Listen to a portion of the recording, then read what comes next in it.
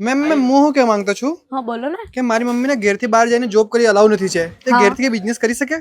હા કેમ ના કરી શકે. પહેલા તો મને એ કહો કે તમારી જે મમ્મી છે એમને સ્ટિચિંગ કરતા આવડે છે? હા મેમ આવડે છે. તો બસ એમના માટે એક બેસ્ટ ઓપ્શન છે. હું તમને ગાઈડ કરું છું. એવી જ રીતે તમે તમારી મમ્મીને એક્સપ્લેન કરી દેજો. આપણી પાસે અત્યારે જે કલેક્શન આવ્યું છે ને કપડામાં, એ છે આપણી પાસે સૂટનું કલેક્શન, જેની રેન્જ ડિફરન્ટ છે, પણ 800 થી 1500 તમને સૂટ મળી જશે. હવે જો તમારો એરિયા એવો છે કે જ્યાં 1000-1200 સુધીના ડ્રેસ લોકો પરચેસ એ તો કરે, હોય છે, પણ બિઝનેસમાં બહુ મોટો ઇન્વેસ્ટમેન્ટ કરેલો છે આપણે. એવું કંઈ જ નથી. માત્ર 25,000 થી તમે પોતાની મમ્મીને બિઝનેસ સ્ટાર્ટ કરાવી શકો છો. જોઈ શકો છો આ ટાઈપના જે ડ્રેસીસ છે, આ એકચ્યુઅલી અનસ્ટિચ ડ્રેસ છે.